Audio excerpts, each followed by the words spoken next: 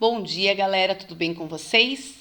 Na aula de hoje, nós faremos a correção dos exercícios das páginas 13, 14 e 15 do caderno de atividades. Pausem o vídeo, abram o caderno de atividades e acompanhem a explicação. No exercício número 12, diz assim: complete os espaços das frases abaixo com os termos corretos sobre a distribuição das espécies no planeta. Letra A. Algumas espécies só ocorrem em determinada região e por isso são chamadas de... Então, as espécies que ocorrem numa região específica são chamadas de endêmicas. Outras espécies são amplamente distribuídas pelo mundo, por isso são chamadas de cosmopolitas. Então, lembrem que quando tem em uma região específica são chamadas de endêmicas e quando elas estão distribuídas em várias regiões do planeta, elas são chamadas de cosmopolitas. Letra B. Para entender a distribuição das espécies atuais e extintas, é preciso estudar a história do planeta Terra, né? Então, esse estudo é feito pela biogeografia, né? Então, para entendermos como que elas foram distribuídas, é importante estudar a história do planeta Terra e as modificações que ocorreram nele com o passar de milhões de anos. Na letra C, vai perguntar como que é o nome da ciência que estuda a distribuição geográfica das espécies na Terra. Então, é chamado de biogeografia, certo?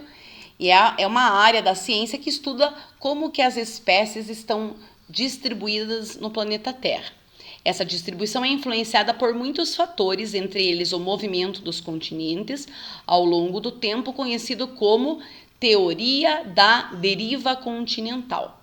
Então, segundo essa teoria, lembrem que no início havia um único continente, que era chamado de Pangeia, um único oceano que cercava esse continente, que era chamado de Pantalassa. Inicialmente, ele foi dividido em dois grandes blocos, um ao norte e um ao sul, que era a Laurásia e a Gondwana. E, com o passar de milhões de anos, esses dois blocos foram se dividindo e foram se afastando devido ao movimento das placas tectônicas, dando origem aos continentes que nós conhecemos na atualidade. Na próxima página, na página 14, no exercício 13, diz assim: relacione corretamente a segunda coluna com a primeira. Então, no número 1, Pangeia, número 2, Pantalassa, número 3, Laurásia, número 4, Gondwana. Único oceano presente na época em que todos os continentes estavam unidos. Então, lembrem que o nome do continente era chamado de Pantalassa. Então, vocês vão colocar o número 2. Bloco de continentes localizado ao sul, formado logo após a separação dos continentes do bloco único. Então, o bloco único era chamado de Pangeia, que se dividiu em dois blocos, um ao sul, que era chamado de Gondwana. Então, vocês vão colocar aqui o número 4. E o outro continente que ficou ao norte, né, era chamado de Laurásia. Então, aqui vocês vão colocar o número 3. E, inicialmente, havia um único continente, que era formado pela união de todos os continentes, que era o número 1, Pangeia. 14. O trabalho de paleontólogos revelou a presença das mesmas espécies de fósseis, de plantas e de animais extintos nos continentes americano e africano. Como é possível que fósseis das mesmas espécies sejam encontrados em locais tão distantes um do outro? Então, o que explica isso é a teoria da deriva continental. Então, que no início havia um único continente, que era a Pangeia. Isso, né, há cerca de 250 a 280 milhões de anos atrás, havia um único continente, cercado por um único oceano, que era chamado aqui, ó, no exercício anterior tem o nome do oceano, era Pantalassa, certo? Esse único continente se fragmentou e foi se dividindo e se afastando devido ao movimento das placas tectônicas, tá? Então, isso faz com que exista uma explicação de existir rochas, formações rochosas e fósseis iguais em diferentes continentes, que nós vimos, né, o exemplo da costa sul americana com a costa africana. Então, as mesmas formações rochosas, os mesmos fósseis são encontrados em ambos os continentes. Então, porque há cerca de 250 a 280 milhões de anos atrás, eles eram unidos, porque todos os continentes eram unidos, era um único continente, chamado de Pangeia. Tá? Então, aqui até vocês podem colocar a mesma explicação que tem aqui em cima, ó, porque havia um único continente formado pela união de todos os outros continentes. No número 15 diz assim, leia o texto a seguir. Fóssil no Rio Grande do Sul reforça a teoria da ligação África e América. Pesquisadores do Rio Grande do Sul exibiram o fóssil de cerca de 240 milhões de anos do crânio de um sinodonte, réptil bastante comum de ser encontrado na África.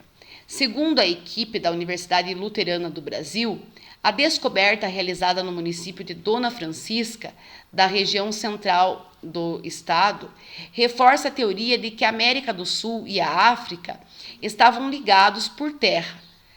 A espécie, batizada de luangwa, possui características semelhantes às dos mamíferos atuais. O nome científico foi registrado em homenagem à primeira descrição de um sinodonte feita no vale de Luangwa, na Zâmbia. A existência de dois fósseis do mesmo grupo em regiões tão distantes reforça a teoria de que os nossos continentes estavam unidos por um mesmo bloco de terra chamado de Pangeia, afirmou o biólogo Lúcio Roberto da Silva, um dos pesquisadores responsáveis pelo achado, junto com o paleontólogo Sérgio Furtado Cabreiro. Além dos fósseis das espécies encontradas nos dois continentes, quais são os outros fatores que sugerem que os continentes americano e africano já estiveram unidos no passado? Então, além das espécies de fósseis desse animal em específico, existem outras espécies de fósseis, tanto de animais quanto de vegetais, né, que podem reforçar essa teoria. Existem formações rochosas semelhantes, tanto na costa brasileira quanto da África. E também o encaixe entre esses dois continentes, que só não é perfeito devido ao desgaste que ocorreu durante esses milhões de anos pela força do vento, da chuva, das marés, que foi feito, ele foi desgastando essa costa, né, tanto brasileira quanto africana. Então, só faz com que, isso são os fatores que fazem com que esse encaixe não seja totalmente perfeito, certo? Na próxima página, na página 15, diz o seguinte: